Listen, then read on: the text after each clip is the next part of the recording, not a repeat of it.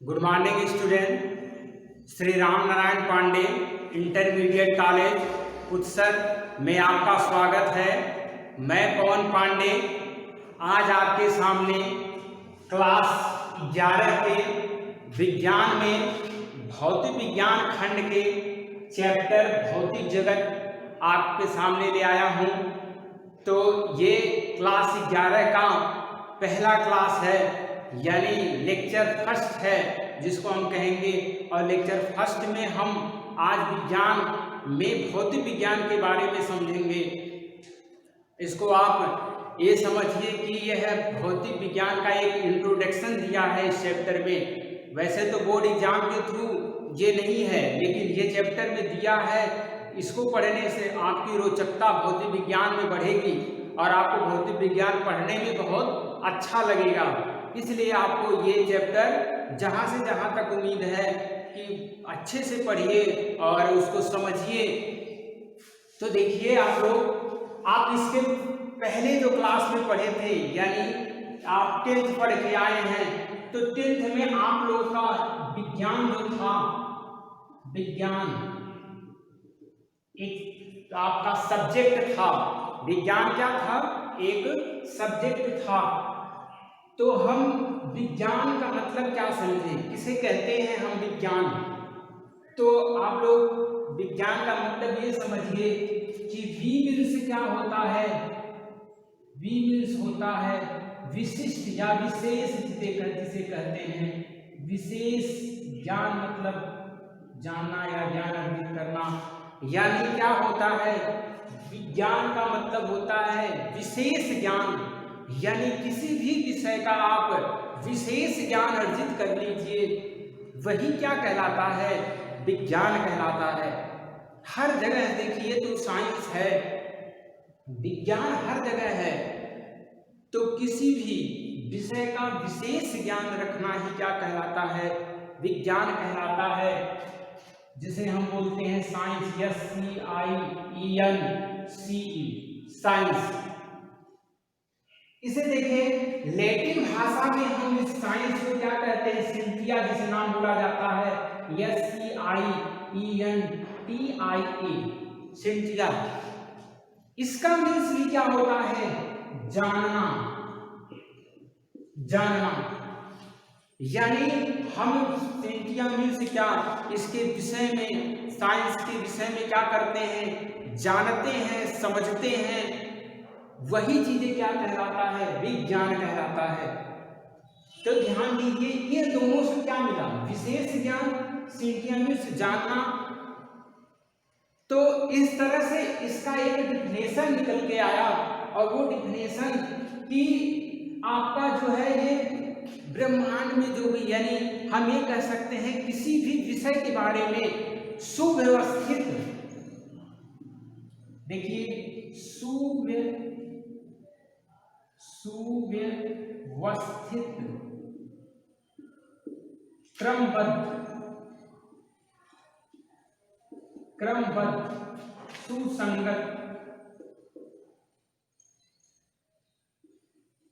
सुसंगत ज्ञान को विज्ञान कहते हैं। विज्ञान कहते हैं। देखिए, सुव्यवस्थित, क्रमबद्ध, सुसंगत ज्ञान को विज्ञान कहते हैं। कहने का मतलब क्या हो गया?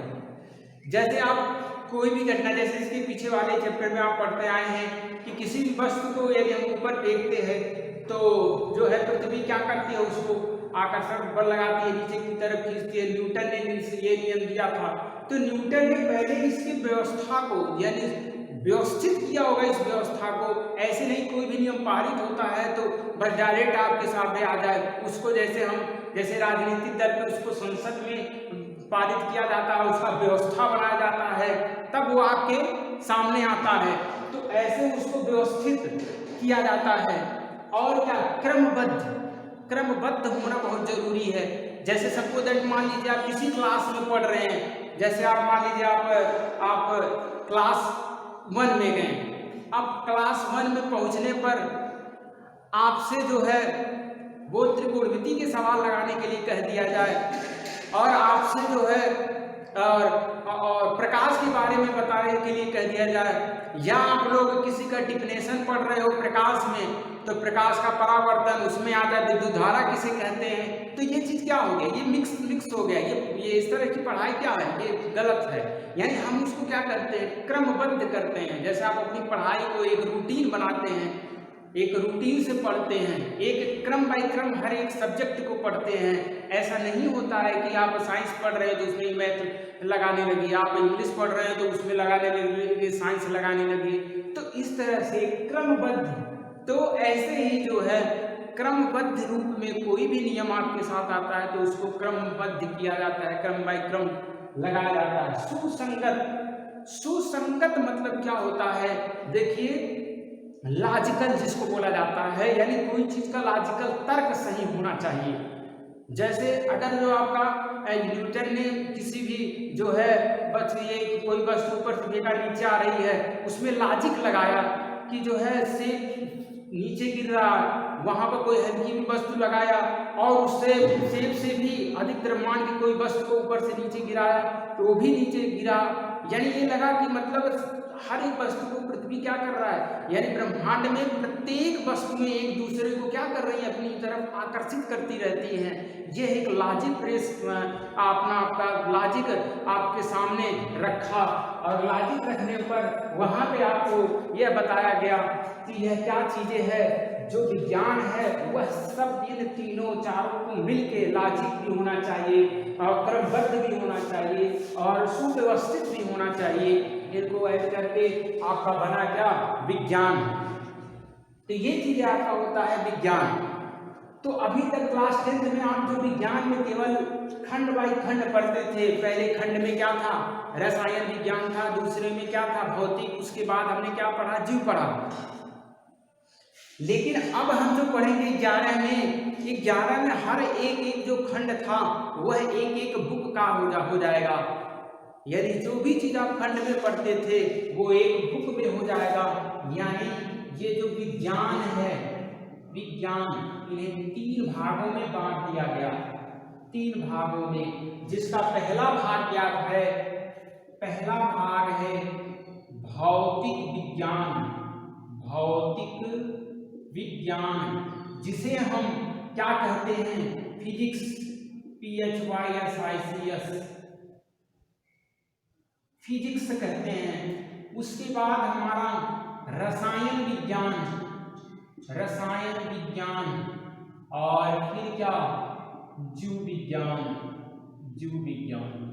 इस विज्ञान को आपका एक बुक बना दिया और आपके सामने प्रस्तुत कर दिया गया। और इन्हीं तीनों को एक चीज ये होता है कि जो आप मैथ्स से स्टूडेंट हैं वो चीज को क्या करेंगे, जीव को छोड़ेंगे, और जो जीव हैं वो क्या है, मैथ को छोड़ना पड़ता है, और इनको तो आपको पढ़ना ही पड़ता है। यानी भौतिक विज्ञान और रसायन विज्ञान से केमिस्ट्री बोला जाता है, केमिस्ट्री। लेकिन आज आपको क्या पढ़ना है, भौतिक विज्ञान। यानी अब जो आप लोगों को पढ़ाएंगे वो क्या पढ़ाएंगे, भौतिक विज्ञान। तो भौतिक विज्ञान में देखिए स्टूडेंट, भौतिक विज्ञान क्या होता है, ध्यान दीजिए। भौतिक विज्ञान, देखिए आज इस चैप्टर एक इंट्रोडक्शन है, इस चैप्टर का नाम ही इंट्रोडक्शन है। ये आपको जैसे आपको प्रवेश करवा रहा है, इंटर करवा रहा है कि आपको क्या क्या पढ़ना है, कैसे कैसे किसी चीज को पढ़ना है। देखिए भौतिक विज्ञान, भौतिक विज्ञान जिसे हम बोलते हैं PHYSICS, फिजिक्स। देखिए भौतिक विज्ञान क्या होता है, भौतिक विज्ञान एक फ्यूसस नाम से जो है निकला है। फ्यूसस मीन्स क्या होता है, प्रकृति। देखिए प्रकृति, प्रकृति जैसे इल्म जो है प्रकृति के बारे में क्या अध्ययन करना, प्रकृति व प्रकृति में होने वाले घटनाओं के बारे में अध्ययन करना ही क्या कहलाता है, भौतिक विज्ञान कहलाता है। यानी नेचर जिसे हम कहते हैं, मीन्स क्या होता है नेचर, नेचर के बारे में जो है स्टडी करना और स्वयं नेचर के बारे में स्टडी करना ही आपका क्या कहलाता है, भौतिक विज्ञान कहलाता है। अब आपको ध्यान देना है कि इस नेचर में जो है, उस नेचर में आपका तो भौतिक विज्ञान भी आ जाता है, रसायन विज्ञान भी आ जाता है, और क्या सब कुछ जीव विज्ञान भी आ जाएगा। तो फिर हम भौतिक विज्ञान के बारे में क्या समझें? तो ध्यान दीजिएगा, जो भौतिक विज्ञान है वो निकल के आया कि इस ब्रह्मांड में द्रव्य तथा ऊर्जा, देखिए ध्यान दीजिएगा, द्रव्य का तथा ऊर्जा में होने वाली क्रियाओं का क्या किया गया, अध्ययन किया गया। द्रव्य तथा ऊर्जा में होने वाली क्रियाओं का अध्ययन करना ही क्या, यानी द्रव्य में आपको पता होगा क्या होता है, पदार्थ होता है। ध्यान दीजिएगा, द्रव्य में से क्या होता है, पदार्थ होता है, मैटर जिसे बोला जाता है। और पदार्थ हम किसे कहते हैं, पदार्थ वे होता है जिसको हम अपने ज्ञानेंद्रियों से अनुभव कर सके, जिसका कुछ द्रव्यमान होता है और कुछ आयतन होता है, यानी स्थान घेरता है। जैसे ये मार्कर है, ये क्या करेगा, स्थान घेरेगा। डस्टर है, वो भी स्थान घेरेगा। यहाँ पे क्या है, पंखे हैं, वो भी स्थान घेरेगा, उसका भी मास होगा। मोबाइल है तो उसका भी द्रव्यमान है, मास है। टेबल है, उसका भी द्रव्यमान है, मास है। यानी क्या कहने का मतलब है कि इस ब्रह्मांड में जिसका भी मास है, जो भी आयतन स्थान घेरता है, तथा जिसे ही हम अपने ज्ञानेंद्रियों द्वारा अनुभव करते हैं, वो और प्लस क्या, ऊर्जा के लिए क्या होता है, ऊर्जा को महसूस ही करते हैं। हमारे पास ऊर्जा है, ये हम महसूस कर रहे हैं। आपके पास थकावट होती है तो आप कमजोर हो जाते हैं, तो उस समय ऊर्जा आपकी क्या हो जाती है, खत्म हो जाती है।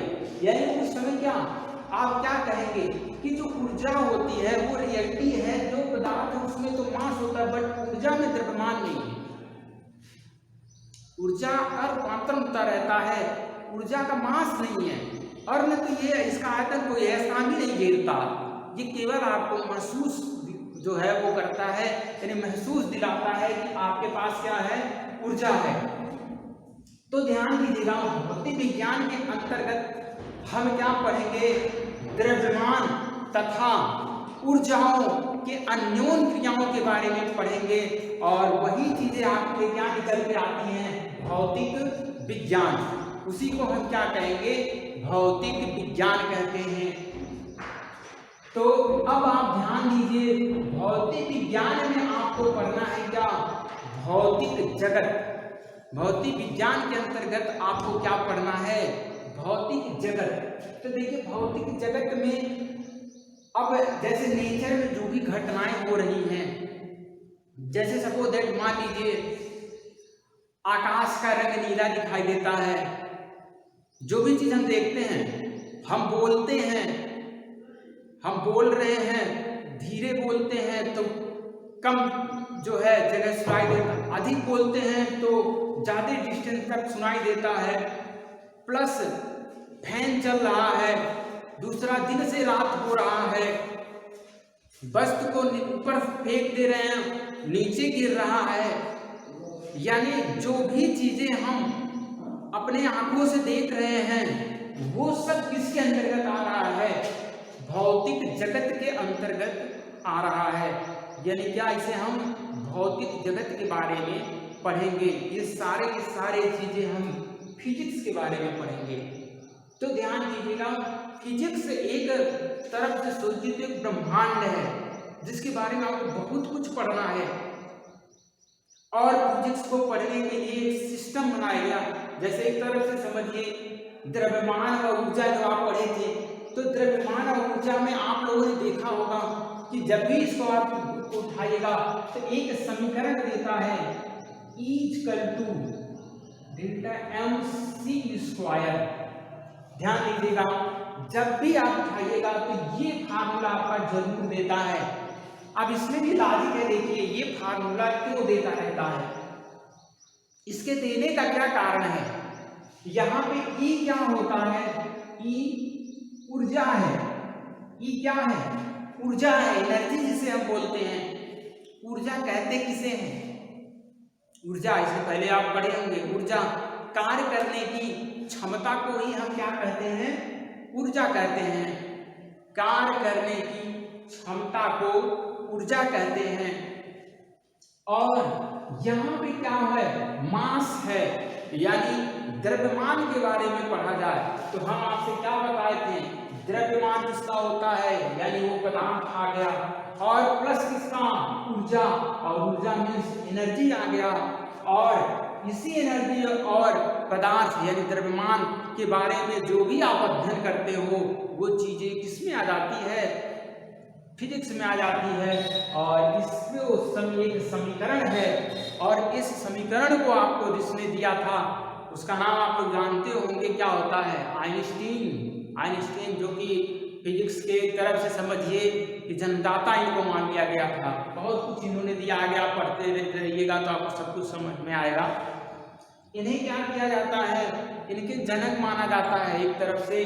इनका ये समीकरण था E इक्वल टू क्या होता है, mc स्क्वायर होता है, यानी द्रव्य तथा ऊर्जाओं के बारे में, अन्यों ऊर्जाओं के बारे में क्या किया गया, अध्ययन किया गया, और वहां से निकल के आया क्या, भौतिक विज्ञान।